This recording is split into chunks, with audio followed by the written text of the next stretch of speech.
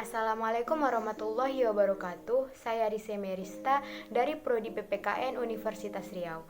Pada kesempatan kali ini saya akan membahas mengenai RUU Cipta Kerja. Nah, yang akan saya bahas yaitu pasal-pasal dalam RUU Cipta Kerja yang tidak sesuai dengan Pancasila. Pembahasan kali ini bertujuan untuk memenuhi tugas saya pada mata kuliah pembelajaran kewarganegaraan yang diampu oleh dosen saya yang terhormat, Bapak Haryono MPD.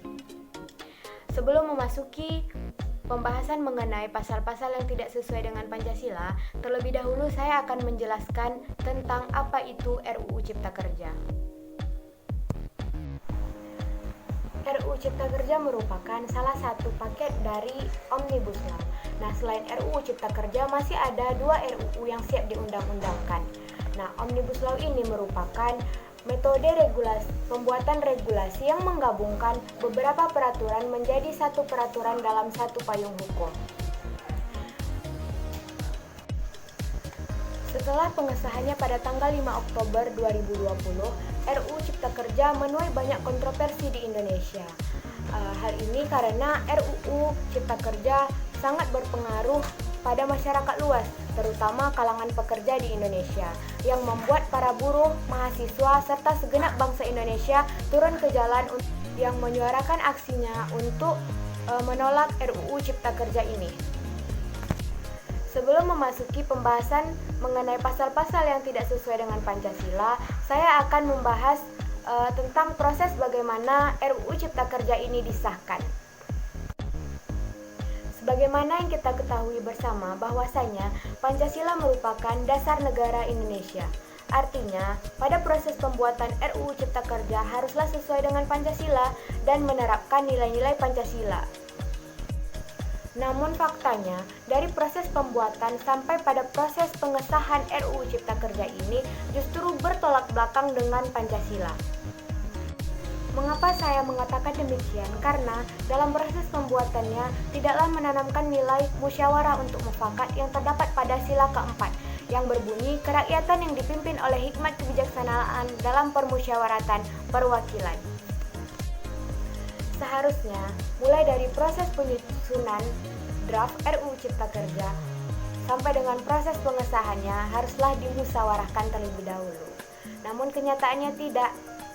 Mulai dari prosesnya sampai pengesahannya dilakukan secara tertutup dan hanya disepakati oleh sebelah pihak saja.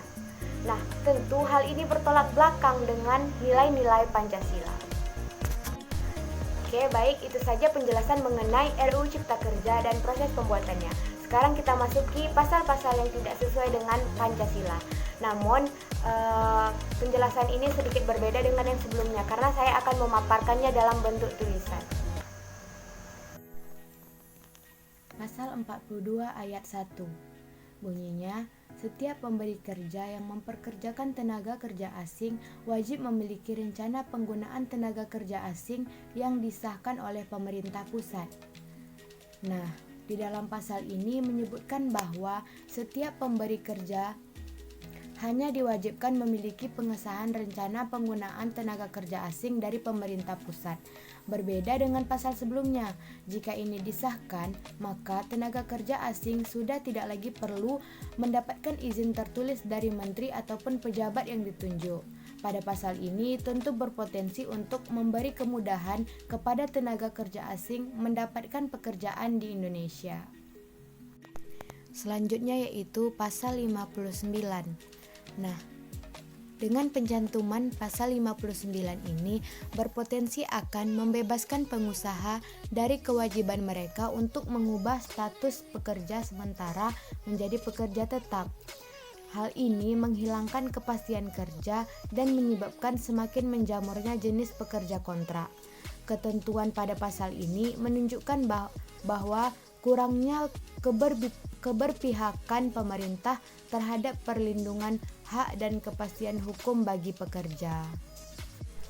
Kemudian selanjutnya pasal 77 ayat 2A yang bunyinya 7 jam 1 hari dalam 40 jam 1 minggu untuk 6 hari kerja dalam 1 minggu. Kemudian disusul oleh pasal 77 ayat 2 B yang bunyinya yaitu istirahat mingguan 1 hari untuk 6 hari kerja dalam 1 minggu.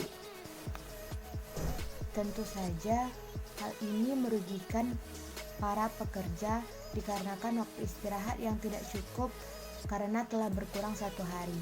Karena pada sebelum disahkannya RUU ini, para pekerja mendapatkan jatah libur 2 hari dalam seminggu. Kemudian yang terakhir yaitu pasal 88B ayat 1 yang bunyinya upah ditetapkan berdasarkan satuan waktu atau satuan hasil. Hal ini tentu saja akan merugikan pekerja karena bisa saja ia mendapatkan gaji yang lebih rendah daripada biasanya. Upah mereka biasanya mereka dapat setelah sebulan mereka bekerja. Setelah disahkannya RUU ini, bisa saja mereka mendapatkan gaji yang lebih rendah daripada sebelumnya. Nah, itu tadi penjelasan mengenai pasal-pasal dalam RUU Cipta Kerja yang tidak sesuai dengan Pancasila. Nah, apabila di dalam pasal tersebut ada satu pihak yang dirugikan, maka itu saja sudah bertentangan dengan nilai Pancasila karena berpotensi terciptanya ketidakadilan dalam bangsa Indonesia. Nah, hal itu sudah bertentangan dengan sila kelima dalam Pancasila, yaitu berbunyi keadilan sosial bagi seluruh rakyat Indonesia.